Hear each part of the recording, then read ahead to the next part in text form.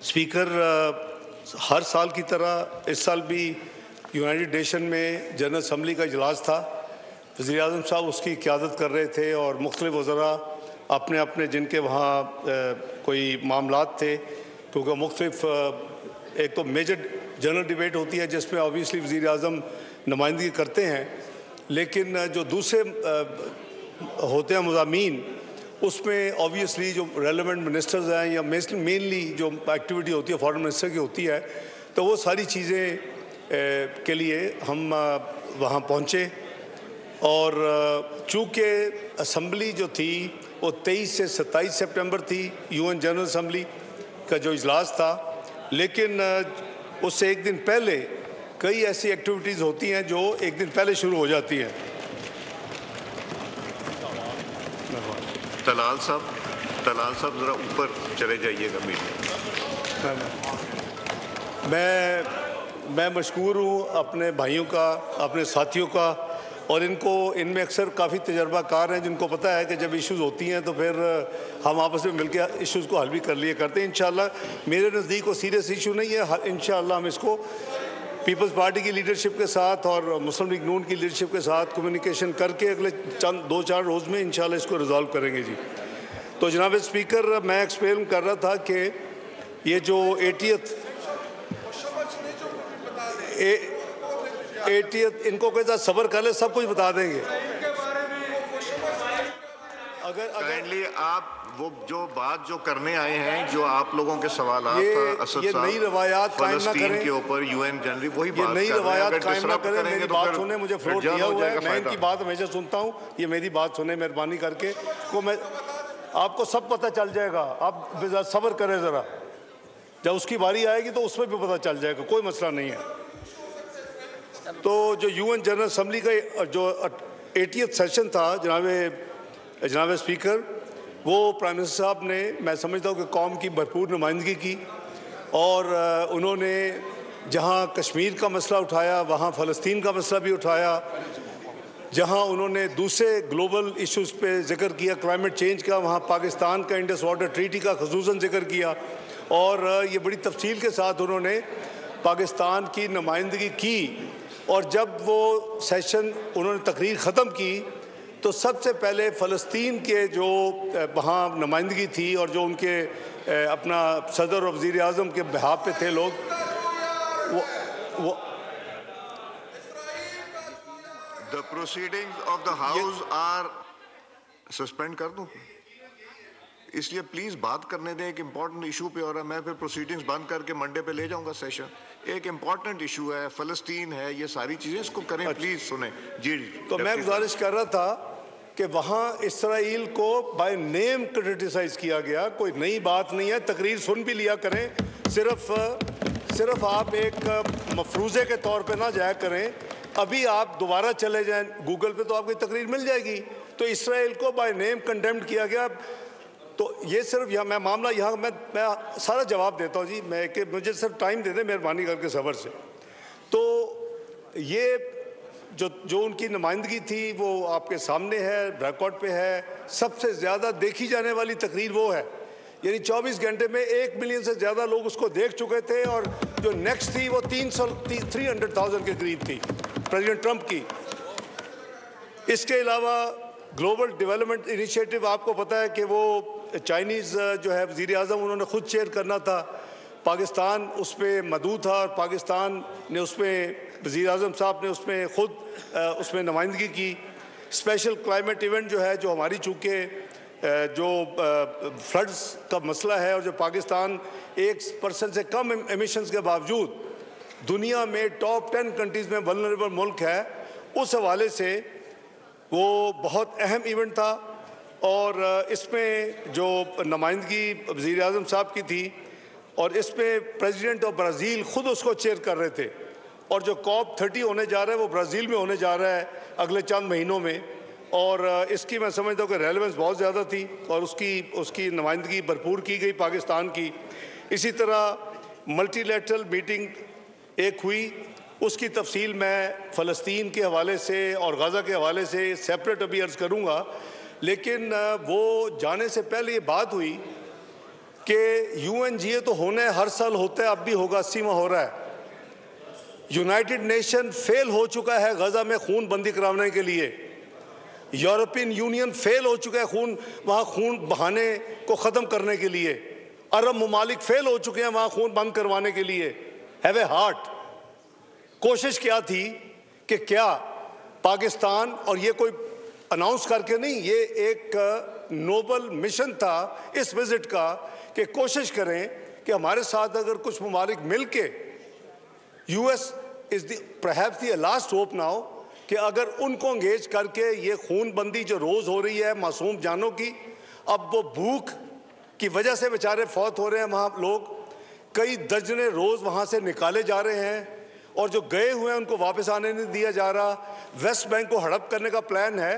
तो इसके लिए एक प्लान था कि कुछ ममालिक अगर मिल के, तो प्रेसिडेंट ट्रंप हैं US के, उनको अंगेज करके उनको इन्वॉल्व करें कि भाई ये इस वक्त सबसे ज़्यादा तकलीफ मसला ये है फ़लस्तीन का और गाज़ा का, और जहाँ वो 64,000 लोग शहीद हो चुके हैं जनाब स्पीकर, 1.5 लाख से ज़्यादा ज़ख्मी हो चुके हैं पिछले 2 साल में। ये दर्जनों करारदादें पास हो चुकी हैं यूनाइटेड नेशन में, UN जनरल असम्बली में OIC की करारदाद हो चुकी हैं। हमने तो अपना तकरीर में मैंने तो कहा कि गजा तो ग्रेव यार्ड का बन चुका है, कब्रिस्तान, इंटरनेशनल ग्लोबल कॉन्शियस का ज़मीर का कब्रिस्तान बन चुका है, वहाँ तो लोगों का कब्रिस्तान तो बन रहा है। तो बात यह है कि ये एक अटेम्प्ट थी, और ये वो मीटिंग थी जिसमें 1+1 था कि मुल्क का सदर, जहाँ में सदारती निज़ाम है या पार्लिमानी निज़ाम है, तो वज़ीर आज़म, और उस मुल्क का वज़ीर ख़ारजा। 8 ममालिक थे उसमें जनाब स्पीकर। हमारे साथ सऊदी अरेबिया मिला, हमारे साथ जॉर्डन मिला, हमारे साथ इजिप्ट मिला, हमारे साथ UAE मिला, हमारे साथ कतर मिला। ये 5 अरब ममालिक थे। और जो इस्लामी मुल्क हैं, जो अरब ममालिक नहीं हैं, उसमें हमारे साथ तुर्की मिला और इंडोनेशिया मिला। ये वो 8 ममालिक थे जिनके या सदर, जिनके सदारती निज़ाम है, तुर्की का सदर है, इंडोनेशिया का सदर है, या वज़ीर आज़म, और उनके तमाम 8 के 8 पाकिस्तान समेत वज़ीर ख़ारजा। ये एक मेरे नज़दीक सबसे इम्पॉर्टेंट मीटिंग है कि अगर ये निकला तो कई जो स्पॉइलर हैं जो इसको ख़राब करेंगे वो जंप करके आ जाएंगे मैदान में। हमने देखा है, मैंने जैसे अर्ज़ किया, ना UN की रेजोल्यूशन ने कोई काम किया, ना सिक्योरिटी काउंसिल रोक सकी, ना अरब ममालिक खुद रोक सके, और वहाँ तकरीरें बहुत हुई हैं। इस हाउस में भी एक हमने रेजोल्यूशन पास की, बड़ी सिंसियरिटी में मोस्ट ग्रेटफुल हूँ दोनों साइड्स का, कि इधर भी हुई, सेनेट में भी हुई, लेकिन एंड रिजल्ट क्या था? वो खून बह रहा था, वो लोग रोज़ाना अब भूख से वहाँ ह्यूमैनिटेरियन एड को नहीं जाने दिया जा रहा था जनाब स्पीकर। तो उससे एक दिन पहले हमारी 8 फॉरेन मिनिस्टर्स की प्रेपरेटरी मीटिंग हुई, उसके बाकायदा, ताकि 1 घंटे की मीटिंग थी प्रेसिडेंट ट्रंप की वो वाली, तो ये साइड लाइन्स पे थी, और UN हेडक्वार्टर्स के अंदर थी, अक़वाम मुत्तहिदा के हेडक्वार्टर्स के अंदर थी न्यूयॉर्क में। उस पर हमने बात सब ने की कि जी ये इस वक्त जो कुछ हो रहा है ये तो शर्मनाक चीज़ है। अगर इसको भी रोक नहीं सकते फिर इस अदारों का ऐसे का क्या फ़ायदा UN जनरल असम्बली का, क्या फ़ायदा UN सिक्योरिटी काउंसिल का। आई मस्ट अप्रिशिएट कि प्रेसिडेंट ट्रंप ने उसको पॉजिटिवली रिएक्ट किया, पॉजिटिव रिस्पांस दी। उसने कहा कि फिर इस तरह करें कि आपके जो 8 फॉरेन मिनिस्टर्स हैं, मेरी टीम आपके साथ बैठ जाती है और आप कोशिश करें कि 48 से 72 घंटे में कोई आप वर्केबल सोल्यूशन दें। और उन्होंने बताया कि मैंने पीर को, आने वाला जो पीर था जो गुजर गया है, मैंने पीर को नेतन्याहू से मीटिंग करनी है, तो मैं फिर इसको कोशिश करता हूँ कि इसको रोकने की। ये सारी उसकी स्पिरिट थी, इस पर किसी का ज़ाती एजेंडा नहीं है। और जैसे मैंने कहा कि तमाम जो फोरम है जिनको करवा लेना चाहिए था, अब तक 2 साल नहीं करवा सके, तो इसलिए वो मीटिंग ख़त्म हुई। अगले दिन मीटिंग तय हुई दोबारा, कतर की एम्बेसी कन्वीनर थी, उस एम्बेसी में तमाम मीटिंग्स हुई। इसको कोई पब्लिक नहीं किया गया, कोई फ़ोटो नहीं रिलीज़ हुई। माँ से प्रेसिडेंट ट्रंप वाली मीटिंग की ज़रूर हुई क्योंकि UN वो हेडक्वार्टर्स में थी, और उसमें प्रेसिडेंट ट्रंप की मीटिंग भी आई, कमेटी उनके भी टीम आई, उनके साथ खुल के बात हुई कि भाई आप क्या चाहते हैं, आप बताएं कि जो कुछ हो रहा है ये कैसे आपके ख्याल में कैसे क्या ख़त्म हो सकता है। तो उन्होंने एक पेपर दिया, एक प्रपोज़ल दिया जो कि 20 पॉइंट प्रपोज़ल था। हमने कहा कि आपने हमें दे दिया, काफ़ी लंबी मीटिंग हुई और उसमें जब उन्होंने दिया हमने कहा कि अब हम आपस में मीटिंग करेंगे अगले 24 घंटे और फिर हम आपको बात बताएंगे कि हमारा क्या इस पर रद्द अमल होगा। जनाब स्पीकर, उसी के अंदर रहते हुए बजाय ये कि हम कंप्लीटली एक नया ड्राफ्ट बनाते और फिर वो उसमें कई दिन लगते, तो हमने कहा कि इस फ्रेमवर्क के अंदर रहते हैं, जो चीज़ें हमारी विश लिस्ट है उसको हम उसमें या इनकी चीज़ों को अमेंड करते हैं, डिलीट करते हैं, यानी ट्रैक चेंजेस जिसे कहते हैं, और अपनी चीज़ें डालते हैं। हमने उस हवाले से कई मीटिंग्स की, अगले 24 घंटे में 3 मीटिंग्स हमारी हुई, एक्सचेंजेस हुई, और वहाँ हार्ड कॉपीज़ हम एक्सचेंज कर रहे थे एक दूसरे के होटलों में, ताकि अगर वो ना हो कि कोई चांस है रोकने का इस खूनबंदी का तो वो भी ख़त्म हो जाए। वो अल्हम्दुलिल्लाह जुमे को रात को जब मैं वहाँ से निकल रहा था तो ये फाइनल जो ड्राफ्ट बना हमारी तरफ से 8 मुल्कों की तरफ से, अकेला पाकिस्तान उसमें नहीं है, 8 मुल्कों की तरफ से जो ड्राफ्ट बना, वो ड्राफ्ट फैसला हुआ कि जी अब इसको दूसरी तरफ एज पर अंडरस्टैंडिंग हम भेज दें कि जी हमारा ये ड्राफ्ट है as a counter draft to you. वो जो ड्राफ्ट वहाँ गया, हमने वो रीफ्यूलिंग करनी थी वापसी पे, तो हम जब लैंड किया करीबन हम 2 घंटे वहाँ से अभी निकले थे न्यूयॉर्क से, तो मुझे अब हमारे एम्बेसडर साहब का फ़ोन आया जो हमारे परमानेंट रिप्रेजेंटेटिव हैं, ambassador Asim Iftikhar, very intelligent, Pakistan को बड़े अच्छे तरीके से सलामती काउंसिल की जो मेंबरशिप में चला रहे हैं, अपनी जिम्मेदारियाँ अदा कर रहे हैं। उन्होंने कहा जी कि यहाँ एक फ़ाइनल चीज़ है। मैंने कहा क्या रह गया, कोई चीज़ रह गई? कर नहीं, कुछ ममालिक कह रहे हैं कि जी ये 8 के 8 फॉरेन मिनिस्टर साइन करें इस डॉक्यूमेंट पे, और कुछ का ख्याल है कि इसकी ज़रूरत नहीं है, जैसे उन्होंने दिया हम भी ये ड्राफ्ट दे दें हमारी, तो ये तो एक कंट्री टू कंट्री हो रहा है, कोई ऐसी बात नहीं है, तो कोई ये नहीं कि खुदा ना खास। तो ये मैंने कहा कि देखो ये अरब ममालिक, उसमें 5 अरब ममालिक है, 3 इस्लामी मुल्क हैं पाकिस्तान समेत, उनको कहो कि जी, क्योंकि एक ग्रुप था कि जी नहीं होना चाहिए, दूसरा ग्रुप था साइन, ये भी एक मामूली चीज़ थी मेरे नज़दीक।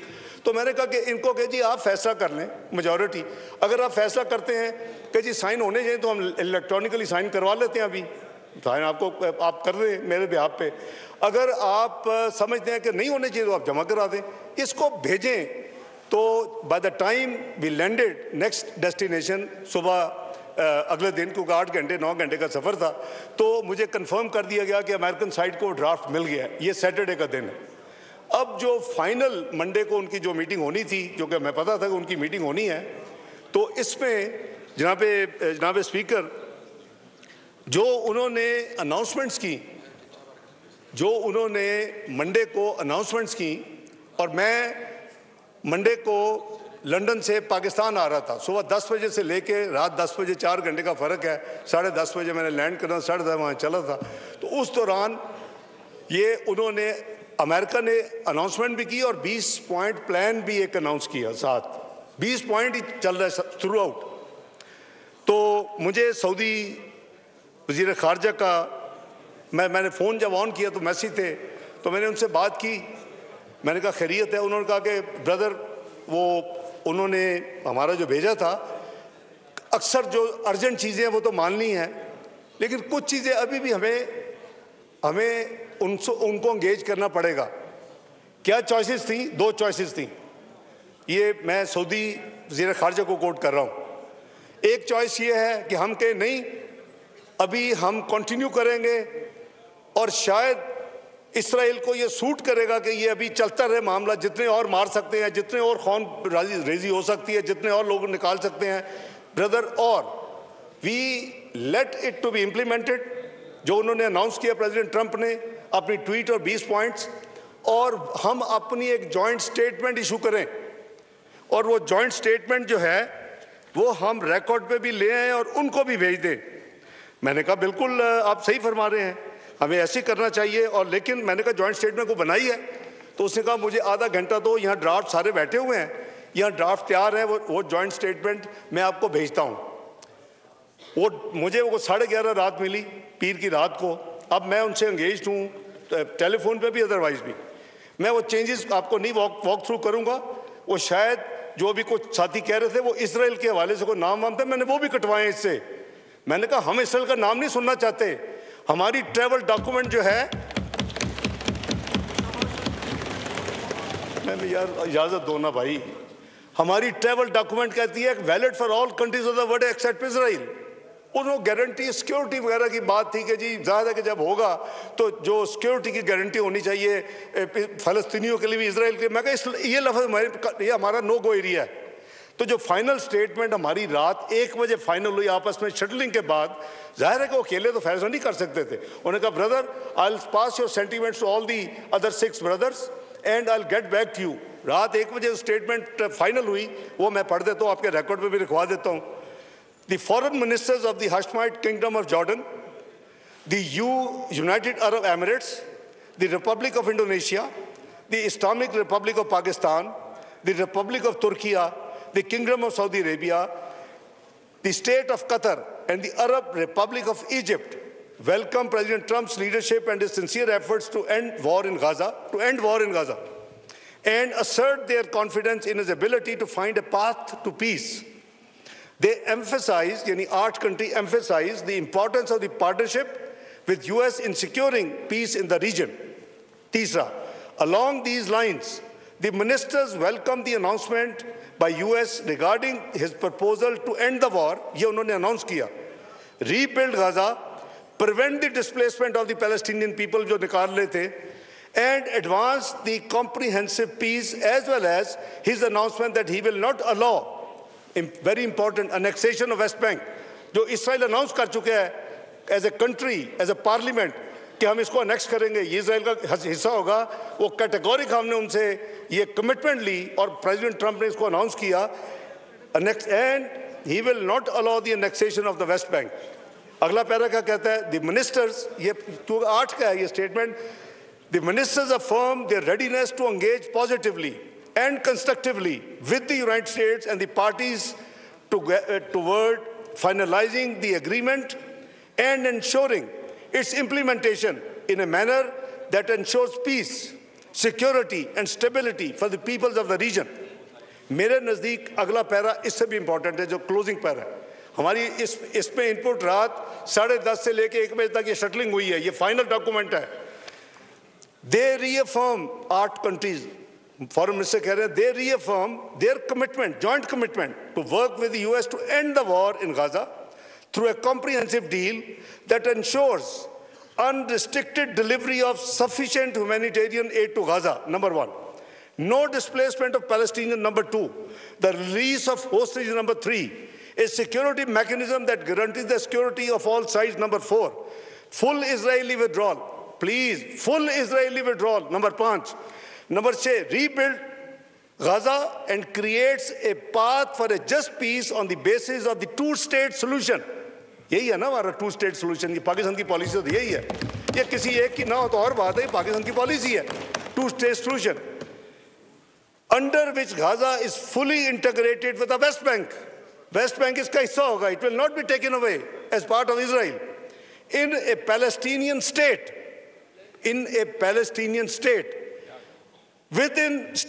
in accordance with international law as key to achieving regional stability and security.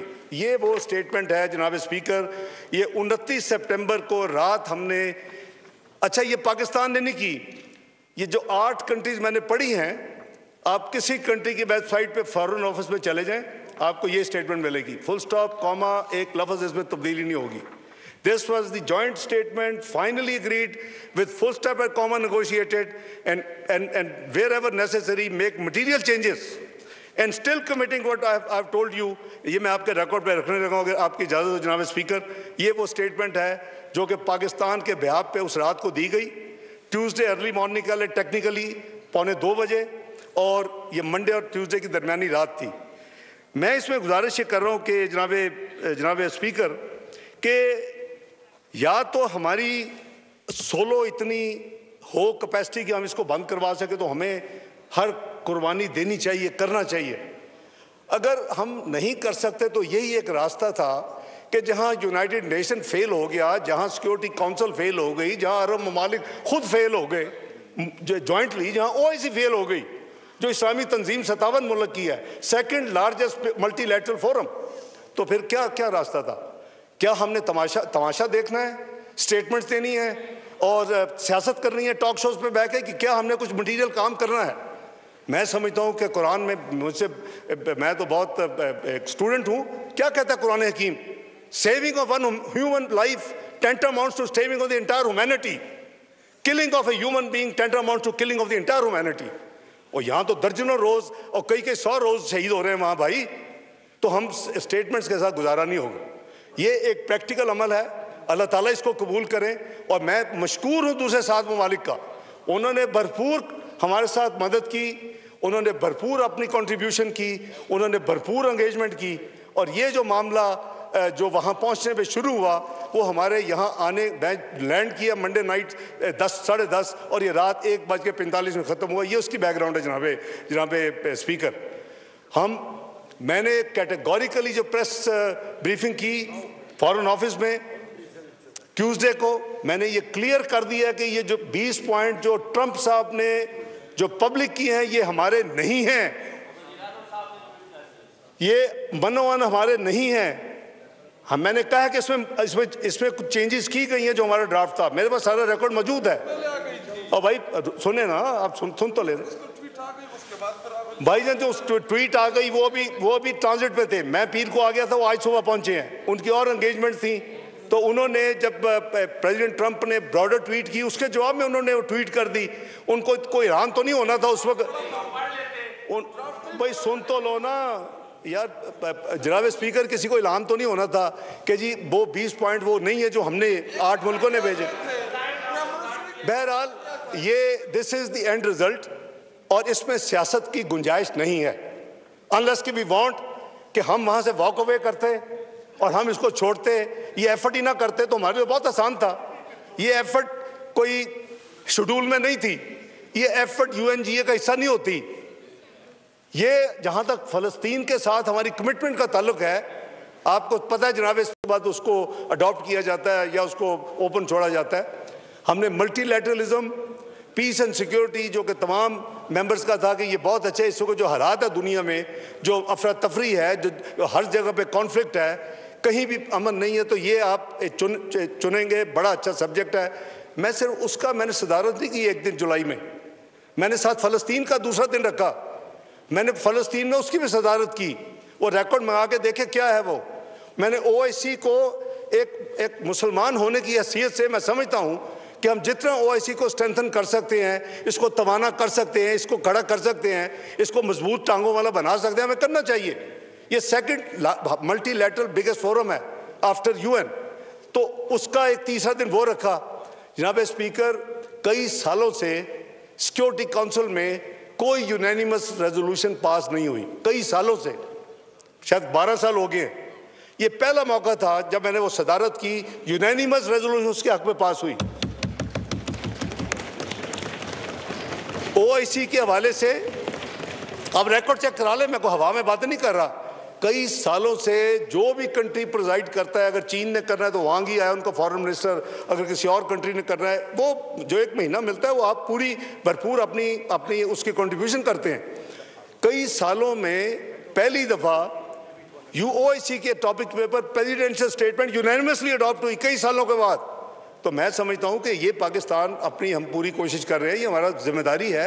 ये कोई सिर्फ हमारा ज़ाती कोई मसला नहीं है, ये तो हमारा एक इस्लामी जिम्मेदारी है। यानी मैंने अभी मैंने कुरान हकीम कोट किया है, नबी अकरम सल्लल्लाहु अलैहि वसल्लम क्या कहा, यहाँ हज़रत बैठे हुए हैं मौलाना फजलुर रहमान साहब, जो मुझे हदीस की समझ है कि मुस्लिम उम्मा इज़ लाइक वन बॉडी, एक जिस्म की तरह तमाम मुसलमान उम्मत 57 मुल्क, अगर किसी भी जगह पे किसी को तकलीफ़ है बॉडी में, तो हर एक को तकलीफ़ उसको महसूस होनी चाहिए और उसको रिएक्ट करना चाहिए। 57 मुल्क, वो एक बॉडी है, इस्लामिक बॉडी। तो मैं समझता हूँ कि जो काविश थी उसमें बिगनिंग अल्हम्दुलिल्लाह मैं समझता हूँ अच्छी है, और जो फ्लोटेला चल रहा था उसमें भी साथी ज़ाहिर जानना चाहेंगे कि उसमें क्या हुआ। तो फ्लोटेला जो चल रहा था उसमें हमारे एक सेनेटर साहब भी थे। अभी तक चूँकि हमारी इसराइल से कोई ना कोई रवाबत है किसी किस्म का, ना हमारी कोई उनसे सफारती तल्लुकात हैं, और उन्होंने ये 40 जो उसमें आ रहे हैं प्रेस में, जो हमारी इत्तला है फॉरेन ऑफिस की, ये करीबन 45 ये फ्लोटेलास हैं, और 45 जो शिप्स हैं उसमें उन्होंने करीबन 22 के करीब उन्होंने पहले 22 को कैप्चर किया है, उनके तमाम लोगों को उन्होंने डिटेन किया है, जिसमें हमारी इत्तला के मुताबिक कंफर्म नहीं है, लेकिन हमारी इत्तला के मुताबिक सेनेटर मुश्ताक साहब जो फॉर्मर सेनेटर है पाकिस्तान सेनेट के, जमात इस्लामी से उनका ताल्लुक है, लेकिन वो पहले पाकिस्तानी है, बाद में जमात का ताल्लुक है, वो उसमें हैं। हमने जब से ये परसों रात से न्यूज़ आई है, हमने एक तीसरे यूरोपियन मुल्क को इन्वॉल्व किया है जो इन्फ्लुएंशियल है, उनके हम सफारती प्रोसेस को इस्तेमाल कर रहे हैं। उनको हमने कहा है कि आप वहाँ उनसे रब्ता करें, हमारे इस सेनेटर साहब को पूरी कोशिश करके इनको आप फौरी तौर पे वहाँ से रिलीज़ करवाएं। उन्होंने कहा कि जुमे की रात तक तो उन्होंने लोगों को जो डिटेन किया, देयर इज़ नो एक्टिविटी। मैं आपको एक दूसरे मुल्क की फॉरेन मिनिस्ट्री की बात बता रहा हूँ। ये नहीं कि हम सोए हुए हैं, हमारा एक पाकिस्तानी उसमें है, बाकी नहीं है उसमें। जो भाईजान वो नहीं है अभी, इस पहले 25 में नहीं है, उस पहले में नहीं है, उसमें मुश्ताक साहब है, वो पीछे होंगे। लेकिन रसूल की बात हो रही है, उनको कहा जितने भी पाकिस्तानी हैं एक तो हमें कंफर्म करें। उन्होंने कहा जी कि उस हफ्ते को वो तो काम नहीं करते, सब्त जो उनका है यहूदियों का। उन्होंने कहा जी कि इतवार को we will give you definitely the information. हम उनका बहुत तल्लक है, वो एक मेजर मुल्क है यूरोप का, बेहतर है मैं उसका नाम ना लूँ तो मुनासिब होगा। लेकिन मैं परसों रात से उनसे एंगेज हूँ, फॉरेन मिनिस्ट्री एंगेज है, और पूरी कोशिश है कि जितनी जल्दी हो सके हम जितने भी पाकिस्तानी हैं उनको हम हिफाजत से और इंशाअल्लाह इज़्ज़त और एहतराम से वहाँ से एग्ज़िट करवाएं और उनको रिट्रीव करें। तो ये जूझ इसकी को मज़ीद तफसील आएगी। मैं इंशाअल्लाह इस हाउस में यार शमा को बात आप शमा आती है, वो अंधेरा नज़र नहीं आता तो आ जाएगा ना, आखिर में शमा भी आ जाएगी। शमा ही आती है नज़र आपको, और कुछ नहीं नज़र आता। वहाँ वो खंबे लगे हुए वो नज़र नहीं आते, शमा नज़र आती है आपको।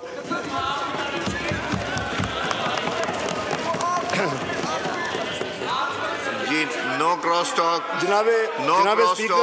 जनाब स्पीकर, मेरा ख्याल है कि हमें किसी सब्जेक्ट पर थोड़ा सा सीरियस हो जाए। हम भी उसमें बैठे हैं, बहुत साल बैठे हैं, इस तरह नहीं है, थोड़ा सा सबर, उसका भी जवाब देता हूँ।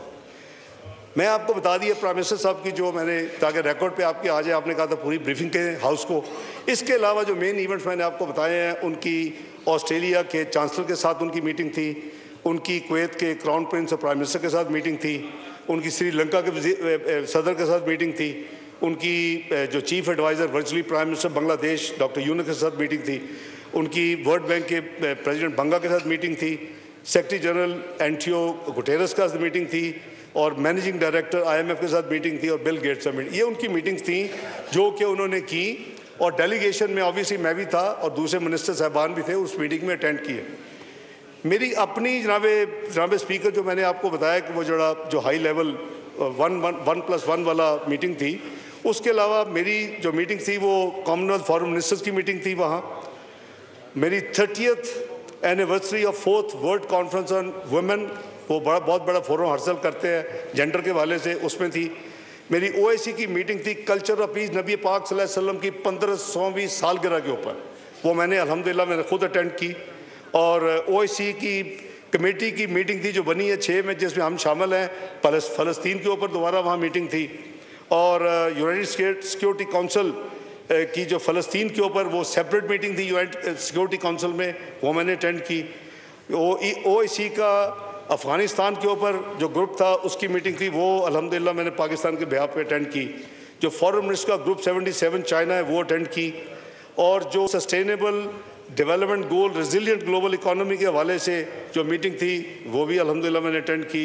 और जो कोऑर्डिनेशन मीटिंग थी फॉरेन मिनिस्टर ऑफ OIC की, ये मीटिंग जो थी मेरी, ये बाकायदा शेड्यूल्ड मीटिंग्स थी जो कि उनके पूरे 4.5 दिन के सिस्टम में थी और पाकिस्तान के बिहाफ पे मैंने की।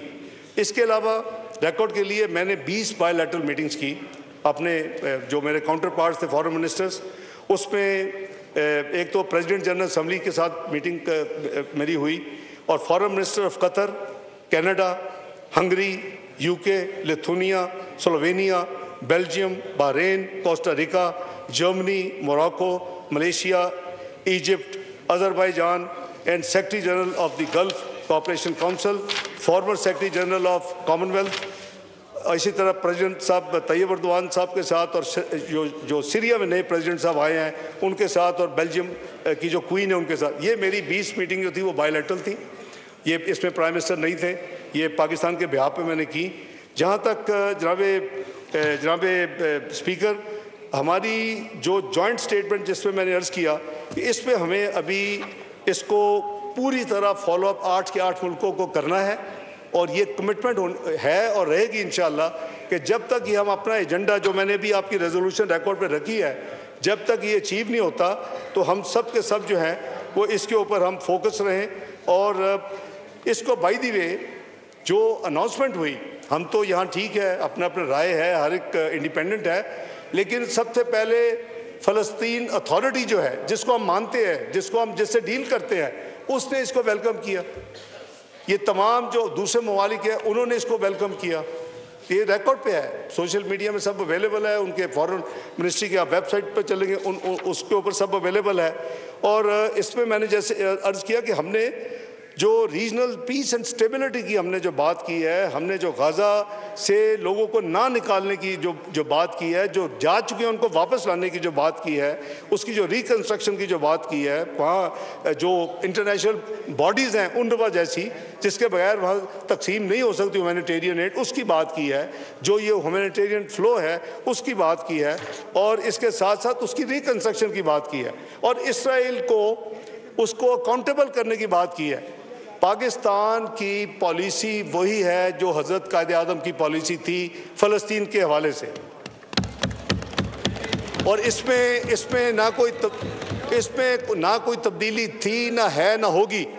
हमारी क्या है, हम independent Palestine, contiguous, sovereign, total independent integrity उसकी टेरिटोरियल, और उसके साथ अल-कुद्स अल-शरीफ उसका कैपिटल, ये हमारी डिमांड थी, है, और इंशाल्लाह रहेगी, और इसको अचीव करेंगे।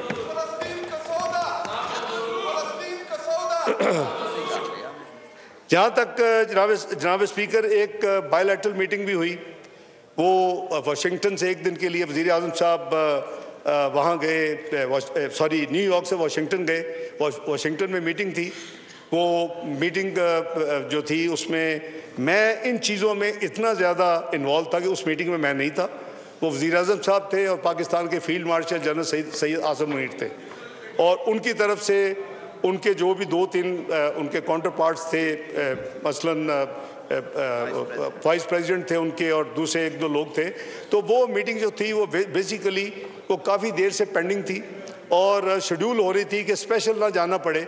तो इसलिए इन दिनों में 25 तारीख को जो इवेंट्स थे वो फिर मैंने उसको टेक ओवर कर लिया सारे, और ज़िम्मेदारी ले ली, और जनाब वज़ीर आज़म साहब उस मीटिंग में उन्होंने, और ऑब्वियसली उसमें पाकिस्तान और US के जो ट्रेड को बढ़ाने का जो मामला है, आपने देखा कि ट्रेड टैरिफ नेगोशिएट फाइनलाइज हो चुका है, और पाकिस्तान अपने जितने पीयर्स हैं उसके मुकाबले में एडवांटेज पे है।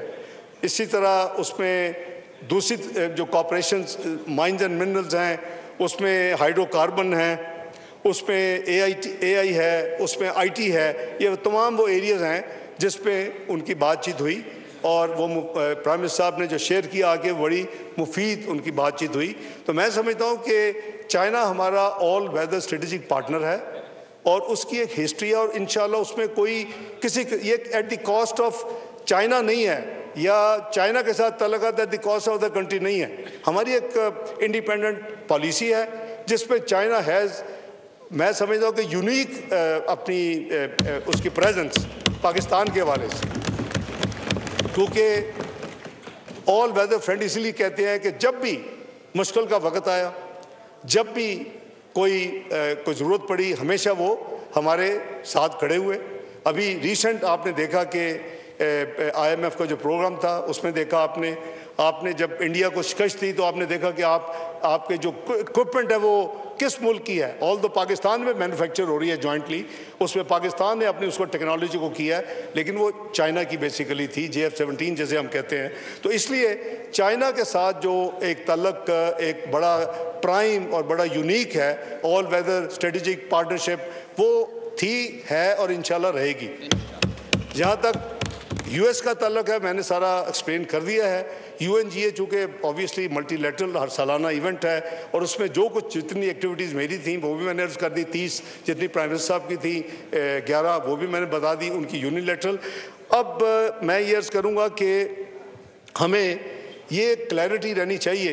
एक चीज़ और मुझे लिख के भी दे रहे हैं, मैं यही बात करना चाहिए, मुझे टेलीपैथी पढ़ ली है लॉज मिनिस्टर साहब ने। एक काफ़ी बातचीत हुई जो सऊदीया के साथ हमारा एक स्ट्रेटेजिक म्यूचुअल डिफेंस एग्रीमेंट हुआ। जब हम जा रहे थे, पहला जो हमारा स्टेशन था वो सऊदी अरेबिया था, फिर अगला स्टेशन UK था, फिर UN था और फिर वापसी थी।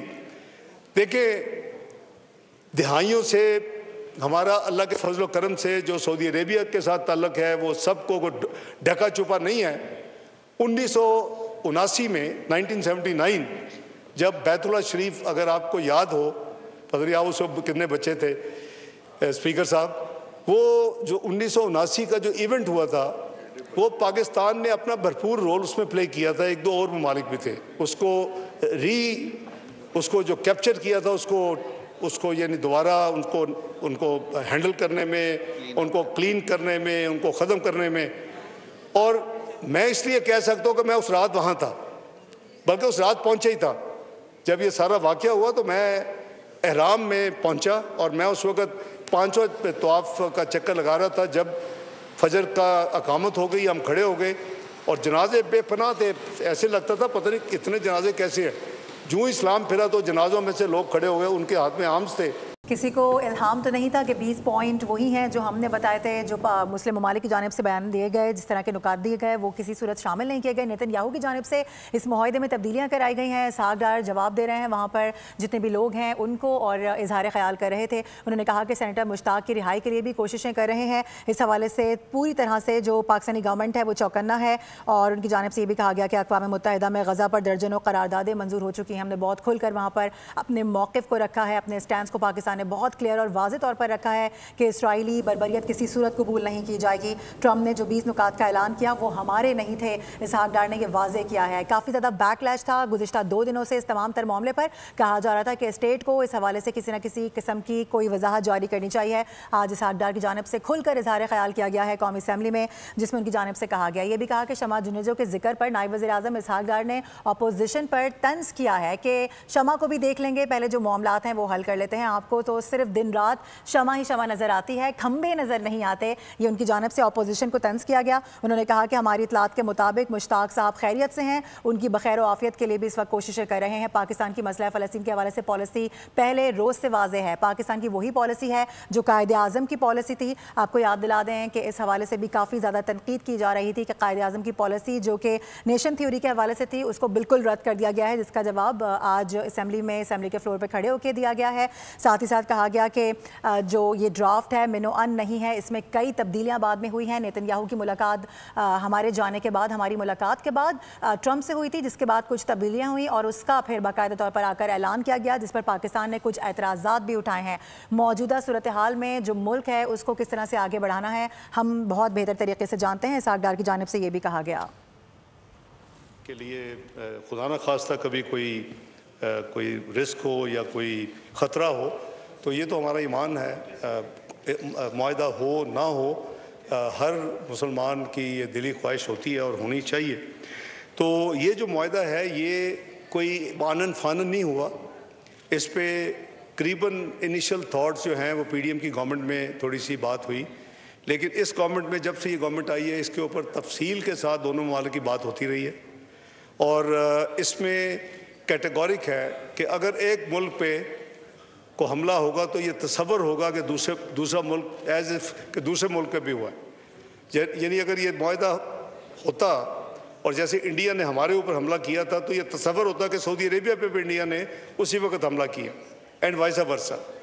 तो मैं समझता हूँ कि जो वो कहते हैं कस्टोडियन ऑफ द हरमैन शरीफैन, मुहाफ़िज़ीन कस्टोडियन, अल्लाह ताला ने हमें अल्हम्दुलिल्लाह लफ्ज़ क्या होगा जी इसका, हाँ, तो वो जो कस्टोडियन है वो तो उनकी गुड लक है, खादमैन है, वो अपने खादमैन हरमैन शरीफ हैं, तो हमें मुहाफ़िज़ीन में अगर अल्लाह ताला ने शामिल कर लिया है तो हमारी खुशकिस्मती है।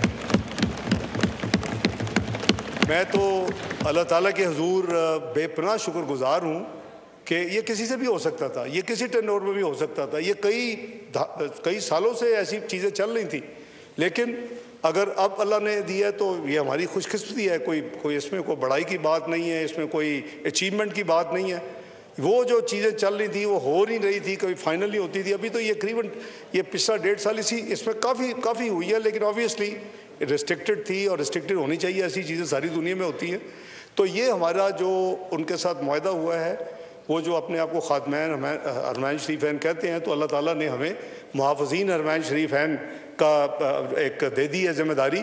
तो अल्लाह ताला हमसे ये जो हुआ है इस नेकी को या इस नीयत को कबूल करें। और मैं ये भी आपसे शेयर कर लेता हूँ, कोई हर्ज नहीं है, कई ममालिक ने इस मुआहदे के बाद इंटरेस्ट शो किया कि वो भी पाकिस्तान के साथ ऐसा मुआहदा करना चाहते हैं। अल्हम्दुलिल्लाह उसमें कुछ अरब ममालिक भी हैं, कुछ नॉन अरब ममालिक भी हैं जो कि इस्लामी ममालिक हैं। तो ऑब्वियसली कोई ऐसी चीज़ नहीं है कि जी आंखें बंद करके आपने मैंगो एक्सपोर्ट तो नहीं कर रहे ना, तो कि आप बंद करके आप कहें ठीक है मुआहदा कर लेते हैं या राइस एक्सपोर्ट करनी। ये बहुत इम्पॉर्टेंट चीज़ है। जो जैसे मैंने कहा कि जो सऊदी अरेबिया के लिए जो जज्बात हैं, जो हमारी ईमानी जो जिम्मेदारियाँ हैं, वो उसको मद्देनज़र रखते हुए ये जो एक यूनिक मुआहदा हुआ है, अल्लाह ताला का शुक्र है। और हम श्योर के किसी वक्त जनाब वज़ीर आज़म भी इस पे ऊपर जब भी मौका मिलेगा रोशनी डालेंगे। लेकिन दूसरे ममालिक ने भी काफ़ी इंटरेस्ट शो किया है उसके बाद, और इवन UN की जनरल असम्बली में मुझे कुछ फॉरेन मिनिस्टर भी मिले हैं। मैं अभी प्राइम मिनिस्टर आज ही सुबह तशरीफ़ लाए, मैं उनसे शेयर भी करूँगा। और फिर हम देखेंगे कि ये तो अगर इतने ममालिक मिल जाए तो ये तो वैसे ही शायद नया नेटो, ईस्टर्न नेटो बन जाएगा ये तो बहरहाल वो पता नहीं अल्लाह को क्या मंजूर है, शायद हमारी ज़िंदगी में नहीं तो वो वक्त आएगा। मेरा तो ईमान है कि Pakistan has to lead the Islamic उम्मा वन डे इंशाअल्लाह। ये 57 मुल्क की इंशाअल्लाह इसके लीड क़यादत करेगा इंशाअल्लाह। अल्लाह ताला ने आपको न्यूक्लियर क़ुव्वत दी है, अल्लाह ताला ने आपको मिज़ाइली क़ुव्वत दी है। मैं वो खादम हूँ जो डे 1 पे जो मिज़ाइली क़ुव्वत की जो बुनियाद रखी गई थी 21 अप्रैल 1999, मैं जाके तमाम डिस्कशन डिटेल तय करके आया था। ये जिंदा हैं साइंसदान समर मुबारकबाद और जिंदा हैं जनरल किदवाई। तो ये चीज़ें ना कभी पब्लिक हुई हैं ना कभी पब्लिक होंगी, ये हमारे साथ कवर में चली जाती है ऐसे कौमी राज। तो आप एक एटमी क़ुव्वत है अल्हम्दुलिल्लाह, आप एक मिज़ाइली क़ुव्वत हैं, अब आपको मुआशी क़ुव्वत बनना है। और मुआशी क़ुव्वत यूनिटी के साथ होगी, मुआशी क़ुव्वत लड़ाइयों के साथ नहीं होनी। हमें मिल के पाकिस्तान को लेके जाए और इसका पोटेंशियल है। ये 2013 में बैकरो इकॉनॉमिक अनस्टेबल कंट्री और एक डिफ़ॉल्ट पे खड़ा हुआ 6 महीने की प्रेडिक्शन से कहाँ पहुँच गया था 3 साल में। ये सारी कौम की कंट्रीब्यूशन है कि आप दुनिया की 24वीं बड़ी मईशत बन गए, आपकी इन्फ्लेशन गिर के 3.59 पे आ गई, आपकी ग्रोथ 6.3 पे चढ़ गई, आपके रिजर्व $25 बिलियन पे चढ़ गए। कोई किसी ने आके आपको तोहफे में तो नहीं 3 साल में दे दिए थे, मेहनत थी। ये हमारी बदकिस्मती है कि फिर वो मैं क्या कहता हूँ कि नेचुरल और ह्यूमन कोड आ गया और फिर 2022 तक हम 24वीं मईशत से गिर के 47वीं मईशत पे गिर गए। अब उसको निकालें, उसको दोबारा लेके जाएं। आपका मुकाम है कि आप G20 में शामिल हो जो दुनिया की प्रीमियम इकोनॉमिक क्लब है। तो ये अगर मिल के करेंगे तो ये डूएबल है। स्टेबिलिटी आ चुकी है, ग्रोथ के लिए पूरी तैयारी है। बड़ा कुछ साथियों का बहुत ज़्यादा एक सवाल था मेरे ख्याल में, वो भी जवाब दे देता हूँ। जो डेलीगेशन जाता है UNG में ऑफिशियल डेलीगेशन, उसके लिए वज़ीर ख़ारजा लेटर ऑफ क्रेडेंस इशू करता है। कौमी असम्बली का इजलास जारी है। नायब वज़ीर आज़म इसहाक़ डार की जानिब से इज़हार ख्याल इस वक्त किया जा रहा है। सब्सक्राइब करें और बेल दबाएं ताकि कोई खबर रह न जाए।